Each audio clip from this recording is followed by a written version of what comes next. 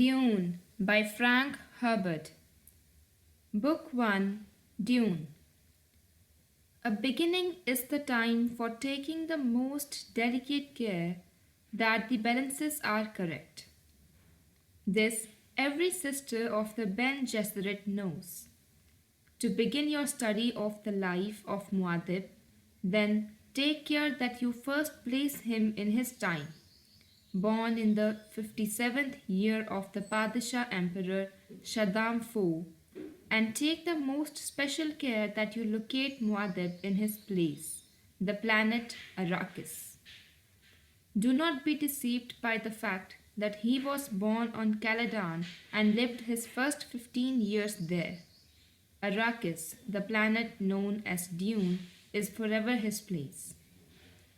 From Manual of Muad'Dib by the Princess Irulan. In the week before their departure to Arrakis, when all the final scurrying about had reached a nearly unbearable frenzy, an old crone came to visit the mother of the boy, Paul.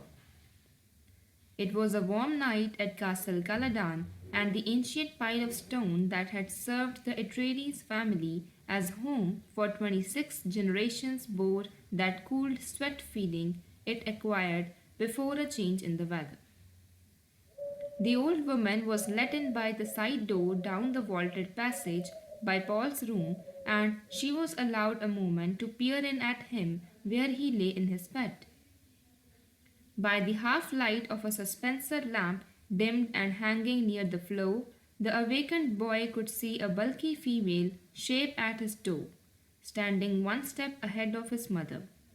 The old woman was a witch shadow, hair like matted spider webs, hooded round darkness of features, eyes like glittering jewels. "Is he not small for his age, Jessica?" the old woman asked.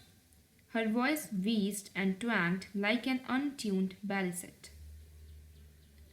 Paul's mother answered in her soft contralto. "The Atreides are known to start late getting their growth, Your Reverence." So I've heard, wheezed the old woman. "Yet he's already 15. "Yes, Your Reverence." "He's awake and listening to us," said the old woman.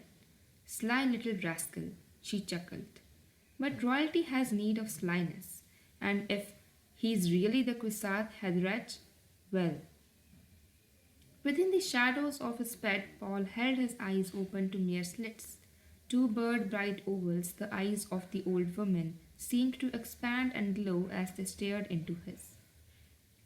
"Sleep well, you little sly rascal," said the old woman.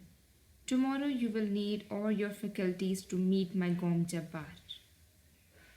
And she was gone, pushing his mother out, closing the door with a solid thump. Paul lay awake wondering, what's a Gom Jabbar? In all the upset during this time of change, the old woman was the strangest thing he had seen. "Your Reverence." And the way she called his mother Jessica like a common serving wench, instead of what she was, a Bene Gesserit lady, a duke's concubine, and the mother of the ducal heir. "Is a Gom Jabbar something of Arrakis I must know before we go there?" he wondered. He mouthed her strange words, Gom Jabbar, Kwisatz Haderach. There had been so many things to learn. Arrakis would be a place so different from Caladan that Paul's mind whirled wide with the new knowledge. Arrakis, Dune, desert planet. Thufir Hawat, his father's master of assassins, had explained it. Their mortal enemies, the Harkonnens, had been on Arrakis 80 years, holding the planet in quasi-fief under a Chayum company contract to mine the geriatric spice melange. Now the Harkonnens were leaving to be replaced by the House of Atreides in fief complete, an apparent victory for the Duke Leto. Yet Hawat had said this appearance contained the deadliest peril, for the Duke Leto was popular among the great houses of the Landsraad. "A popular man arouses the jealousy of the powerful," Hawat had said. Arrakis, Dune, desert planet. Paul fell asleep to dream of an Arakian cavern a silent people all around him moving in the dim light of glow globes. It was solemn there and like a cathedral as he listened to a faint sound, the drip, drip, drip of water. Even while he remained in the dream, Paul knew he would remember it upon awakening. He always remembered the dreams that were predictions. The dream faded. Paul awoke to feel himself in the warmth of his bed, thinking. This world of Castle Caladan, without play or companions his own age, perhaps did not deserve sadness in farewell. Dr. Yue, his teacher, had hinted that the fourth religious class system was not rigidly guarded on Arrakis. The planet sheltered people who lived at the desert edge without Cade or Bashar to command them. Below the sand, people called Fremen marked down on no censors of the imperial regate. Arrakis, Dune, desert planet. Paul sensed his own tensions, decided to practice one of the mind body lessons his mother had taught him. 3 quick breaths triggered the responses. He fell into the floating awareness, focusing the consciousness, aortal dilation, avoiding the unfocused mechanism of consciousness, to be conscious by choice, blood enriched, and swift flooding the overload regions. One does not obtain food safety freedom by instinct alone. Animal consciousness does not extend beyond the given moment, nor into the idea that its victims may become extinct. The animal destroys and does not produce. Animal pleasures remain close to sensation levels and avoid the perceptual. The human requires a background grid through which to see his universe, focused consciousness by choice. This forms your grid. Bodily integrity follows nerve blood flow according to the deepest awareness of cell needs. All things, cells, beings are impermanent. Strive for flow permanence within. Over and over and over within Paul's floating awareness, the lesson rolled. When dawn touched Paul's window sill with yellow light, he sensed it through closed eyelids, opened them, hearing then the renewed bustle and hurry in the castle, seeing the familiar patterned beams of his bedroom ceiling. The hall door opened and his mother peered in, hair like shaded bronze, held with a black ribbon at the crown, her oval face emotionless and green eyes staring solemnly. "You're awake," she said. "Did you sleep well?" "Yes." He studied the tallness of her, saw the hint of tension in her shoulders as she chose clothing for him from the closet racks. Another might have missed the tension, but she had trained him in the Ben Gesserit way, in the minute of observation. She turned, holding a semi-formal jacket for him. It carried the red Atreides hawk pressed upon above the breast pocket. "Hurry and dress," she said. "Reverend Mother is waiting." "I dreamed of her once," Paul said. "Who is she?" "She was my teacher at the Ben Gesserit school. Now she is the Emperor's truth-sayer. And Paul," she hesitated, "you must tell her about your dreams." "I will. Is she the reason we got Arrakis?" "We did not get Arrakis." Jessica flicked dust from a pair of trousers, hung them with the jacket on the dressing stand beside his bed. "Don't keep the Red Mother waiting." Paul sat up, hugged his knees. "What's the Gom Jabbar?" Again, the training she had given him exposed her almost invisible hesitation, a nervous betrayal he felt as fear. Jessica crossed to the window, flung wide the draperies, stared across the river orchards toward Mount Subi. "You'll learn about the Gom Jabbar soon enough," she said. He heard the fear in her voice and wondered at it. Jessica spoke without turning. "Reverend Mother is waiting in my morning room. Please hurry." The Reverend Mother, Gawes Helen Mohiam, sat in a trapezoid chair watching mother and son approach. Windows on each side of her overlooked the curving southern bend of the river and the green farmlands of the Atreides. Family holding, but the Reverend Mother ignored the view. She was feeling her age this morning more than a little petulant. She blamed it on space travel and association with that abominable spacing guilt and its secretive ways.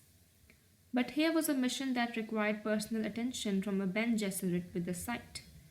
Even the Padishah Emperor's truth-sayer couldn't evade that responsibility when the duty call came. Damn that Jessica, the Reverend Mother thought. If only she had borne us a girl as she was ordered to do. Jessica stopped 3 paces from the chair, dropped a small curtsy, a gentle flick of left hand along the line of her skirt. Paul gave a short bow with his dancing master had taught, the one used when in doubt of another's station. The nuances of Paul's greeting were not lost on the Reverend Mother. She said, "He is a cautious one, Jessica." Jessica's hand went to Paul's shoulder, tightened there. For a heartbeat, fear pulsed through her palm. Then she had herself under control. Thus, he has been taught, Your Reverence. What does she fear? Paul wondered. The old woman studied Paul in one gestalten flicker, face over like Jessica's but strong bones. Here, the Duke's black, but with brow line of the maternal grandfather who cannot be named, and that thin, disdainful nose, shape of directly staring green eyes, like the old Duke, the paternal grandfather who is dead. Now, there was a man who appreciated the power of bravura even in death, the Reverend's mother thought. Teaching is one thing, she said. The basic ingredient is another. We shall see. The old eyes darted a hard glance at Jessica. Leave us. I enjoin you to practice the meditation of peace. Jessica took her hand from Paul's shoulder. Your Reverence, Jessica, you know it must be done. Paul looked up at his mother, puzzled. Jessica straightened. Yes, of course. Paul looked back at the Reverend Mother. Politeness and his mother's obvious awe of this old woman argued caution. Yet he felt an angry apprehension at the fear he sensed radiating from his mother. Paul, Jessica took a deep breath. This test you are about to receive, it's important to me. Test? He looked up at her. Remember that you are the Duke's son, Jessica said. She whirled and strode from the room in a dry swishing of skirt, the door closed solidly behind her. Paul faced the old woman, holding anger in check. Does one dismiss the Lady Jessica as though she were a serving wench? A smile flicked the corners of the wrinkled old mouth. The Lady Jessica was my serving wench, lad, for 14 years at school. And a good one too, now you come here. The command whipped out at him. Paul found himself obeying before he could think about it. Using the voice on me, he thought. He stopped at her gesture, standing beside her knees. See this? She asked. From the folds of her gown, she lifted a green metal cube about 15 centimeters on a side. She turned it, and Paul saw that one side was open, black, and oddly frightening. No light penetrated that open blackness. Put your right hand in the box, she said. Fear shot through Paul. He started to back away, but the old woman said, Is this how you obey your mother? He looked up into bird-bright eyes. Slowly, feeling the compulsions and unable to inhibit them, Paul put his hand into the box. He felt first a sense of cold as the blackness closed around his hand, then slick metal against his fingers, and a prickling as though his hand were asleep. A predatory look filled the old woman's features. She lifted her right hand away from the box and poised the hand close to the side of Paul's neck. He saw a glint of metal there and started to turn toward. Stop, she snapped, using the voice again. He swung his attention back to her face. I hold at your neck the Gom Jabbar, she said. The Gom Jabbar, the high-handed enemy. It's a needle with a drop of poison on its tip. Don't pull away or you'll feel that poison. Paul tried to swallow in a dry throat. He could not take his attention from the seamed old face, the glistening eyes, the pale gums around silvery metal teeth that flashed as he spoke. A duke's son must know about poisons, she said. It's the way of our times, eh? Musky to be poisoned in your drink. Aumas to be poisoned in your food. The quick ones and the slow ones and the ones in between. Here's a new one for you, the Gom Jabbar. It kills only animals. Pride overcame Paul's fear. You dare suggest a duke's son is an animal? He demanded. Let us say I suggest you may be human, she said. Steady. I warn you not to try jerking away. I am old, but my hand can drive this needle into your neck before you escape me. Who are you? He whispered. How did you trick my mother into leaving me alone with you? Are you from the Harkonnens? The Harkonnens? Bless us, no. Now be silent. A dry finger touched his neck and he stilled the involuntary urge to leap away. Good, she said. You passed the first test. Now here's the way of the rest of it. If you withdraw your hand from the box, you die. This is the only rule. Keep your hand in the box and live. Withdraw it and die. Paul took a deep breath to still his trembling. If I call out, there will be servants on you in seconds and you will die. Servants will not pass your mother who stands guard outside that door. Depend on it. Your mother survived this test. Now it's your turn. Be honored. We seldom administer this to men children. Curiosity reduced Paul's fear to a manageable level. He heard truth in the old woman's voice, no denying it. If his mother stood guard out there, if this were truly a test, and whatever it was, he knew himself caught in it, trapped by that hand at his neck, the Gom Jabbar. He recalled the response from the litany against fear as his mother had taught him out of the Ben Gesserit rite. I must not fear. Fear is the mind killer. Fear is the little death that brings total obliteration. I will face my fear. I will permit it to pass over me and through me. And when it has gone past, I will turn the inner eye to see its path. Where the fear has gone, there will be nothing. Only I will remain. He felt calmness return and said, Get on with it, old woman. Old woman, she snapped. You have courage, and that can't be denied. Well, we shall see, Sirrah. She bent close, lowered her voice almost to a whisper. You will feel pain in this hand within the box. Pain, but withdraw the hand and I will touch your neck with my Gom Jabbar, the death so swift it's like the fall of the headsman axe. Withdraw your hand and the Gom Jabbar takes you, understand? What's in the box? Pain. He felt increased tingling in his hand, pressed his lips tightly together. How could this be a test? He wondered. The tingling became an itch. The old woman said, You have heard of animals chewing off a leg to escape a trap? There's an animal kind of trick. A human would remain in the trap, endure the pain, feigning death that he might kill the trapper and remove a threat to his kind. The itch became the faintest burning. Why are you doing this? He demanded. To determine if you're human. Be silent. Paul clenched his left hand into a fist as the burning sensation increased on the other hand. It mounted slowly, heat upon heat upon heat upon heat. He felt the fingernails of his free hand biting the palm. He tried to flex the fingers of the burning hand but couldn't move them. It burns, he whispered. Silence. Pain throbbed up his arm, sweat stood out on his forehead. Every fiber cried out to withdraw the hand from that burning pit. But the Gom Jabbar. Without turning his head, he tried to move his eyes to see that terrible needle poison beside his neck. He sensed that he was breathing in gasp, tried to slow his breaths and couldn't. Pain. His world emptied of everything except that hand immersed in agony and the ancient face inches away staring at him. His lips were so dry he had difficulty separating them.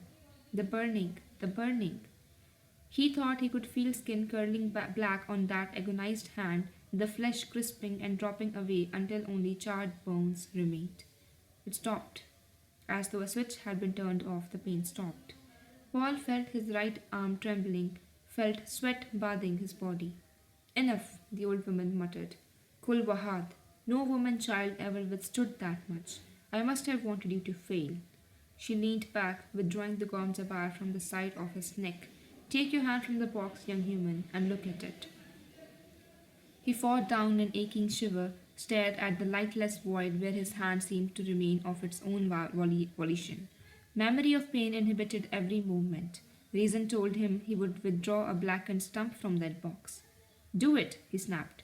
He jerked his hand from the box, stared at it astonished. Not a mark, no sign of agony on the flesh. He held up the hand, turned it, flexed the fingers. Pain by nerve induction, he said. Can't go round maiming potential humans. There's those who would give a pretty for the secret of this box, though. She slipped it into the folds of her gown. But the pain, he said. Pain. She sniffed. A human can override any nerve in the body. Paul felt his left hand aching, uncurled the clenched fingers, looked at 4 bloody marks where fingernails had bitten his palm. He dropped the hand to his side, looked at the old woman. You did that to my mother once? Ever sift sand through a screen? She asked. The tangential slash of her question shocked his mind into a higher awareness. Sand through a screen, he nodded. We Ben Gesserit sift people to find the humans. He lifted his right hand, willing the memory of the pain, and that's all there is to it. Pain? I observed you in pain, lad. Pain's merely the excess of the test. Your mother's told you about our ways of observing. I see the signs of her teaching in you. Our test is crisis, an observation. He heard the confirmation in her voice, said, It's truth. She stared at him, his senses truth. How could he be one? Could he truly be the one? She extinguished the excitement, reminding herself. Hope clouds observation. You know when people believe what they say, she said. I know it. The harmonics of ability confirmed by repeated tests were in his voice. She heard them, said, Perhaps you are the Kwisatz Haderach. Sit down, little brother, here at my feet. I prefer to stand. Your mother sat at my feet once. I am not my mother. You hate us a little, eh? She looked toward the door, called out, Jessica! The door flew open and Jessica stood there staring hard-eyed into the room. Hardness melted from her as she saw Paul. She managed a faint smile. Jessica, have you ever stopped hating me? The old woman asked. I both love and hate you, Jessica said. The hate, that's from pains I must never forget. The love, that's just the basic fact, the old woman said, but her voice was gentle. You may come in now, but remain silent. Close that door and mind it that no one interrupts us. Jessica stepped into the room, closed the door, and stood with her back to it. My son lives, she thought. My son lives and is human. I knew he was, but he lives. Now I can go on living. The door felt hard and real against her back. Everything in the room was immediate and pressing against her senses. My son lives. Paul looked at his mother. She told the truth. He wanted to get away alone and think this experience through, but knew he could not leave until he was dismissed. The old woman had gained a power over him. They spoke truth. His mother had undergone this test. There must be terrible purpose in it. The pain and fear had been terrible. He understood terrible purposes. They drove against all odds. They were their own necessity. Paul felt that he had been infected with terrible purpose. He did not know yet what the terrible purpose was. Some day, lad, the old woman said, you, too, may have to stand outside a door like that. It takes a measure of doing. Paul looked down at the hand that had known pain, then up to the Reverend Mother. The sound of her voice had contained a difference then from any other voice in his experience. The words were outlined in brilliance. There was an edge to them. He felt that any question he might ask her would bring an answer that could lift him out of his fleshed world into something greater. Why do you test for humans? He asked. To set you free. Free? Once men turned their thinking over to machines in the hope that this would set them free, but that only permitted other men with machines to enslave them. Thou shalt not make a machine in the likeness of a man's mind, Paul quoted. Right out of the Bulgarian Jihad and the Orange Catholic Bible, she said. But what the Orange Catholic Bible should have said is, Thou shalt not make a machine to counterfeit a human mind. Have you studied the Mentat in your service? I have studied with Thufir Hawath. The Great Revolt took away a crutch, she said.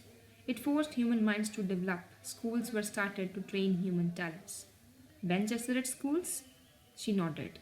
We have two chief survivors of those ancient schools, the Ben Gesserit and the Spacing Guild. The Guild, so we think, emphasizes almost pure mathematics. Ben Gesserit performs another function. Politics, he said. Kul Vahad, the old woman said. She sent a hard glance at Jessica. I have not told him, Your Reverence, Jessica said. The Reverend's mother returned her attention to Paul. You did that on remarkably few clues, she said. Politics indeed.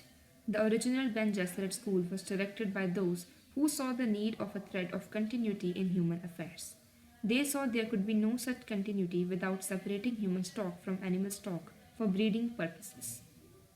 The old woman's words abruptly lost their special sharpness for Paul.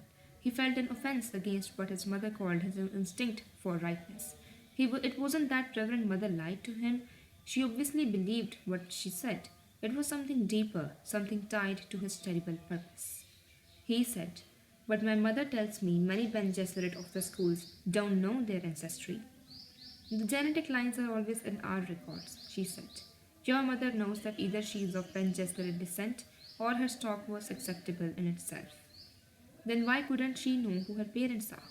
Some do, many don't. We might, for example, have wanted to breed her to a close relative to set up a dominant in some genetic trait. We have many reasons." Again, Paul felt the offense against rightness. He said, "You take a lot on yourselves." The Reverend Mother stared at him, wondering, did I hear criticism in his voice? "We carry a heavy burden," she said. Paul felt himself coming more and more out of the shock of the test. He leveled a measuring stare at her, said, "You say maybe I'm the Kusat Hadrach. What's that, a human Gomjabar?" "Paul," Jessica said, "you mustn't take that tone with—" "I will handle this, Jessica," the old woman said. "Now, lad, do you know about the truth-sayer drug? You take it to improve your ability to detect falsehood," he said. "My mother's told me." "Have you ever seen Truth Trance?" He shook his head. "No." "The drug's dangerous," she said, "but it gives insight. When a truth-sayer's gifted by the drug, she can look many places in her memory, in her body's memory. We look down so many avenues of the past, but only feminine avenues."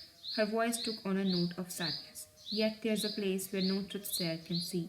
We are repelled by it, terrorized. It is said a man will come one day and find in the gift of the drug his inward eye. He will look where we cannot into both feminine and masculine parts." "Your Kusat Hadurech?" "Yes, the one who can be many places at once, the Kusat Hadurech. Many men have tried the drug, so many, but none has succeeded." "They tried and failed? All of them?" "Oh no," she shook her head. "They tried and died."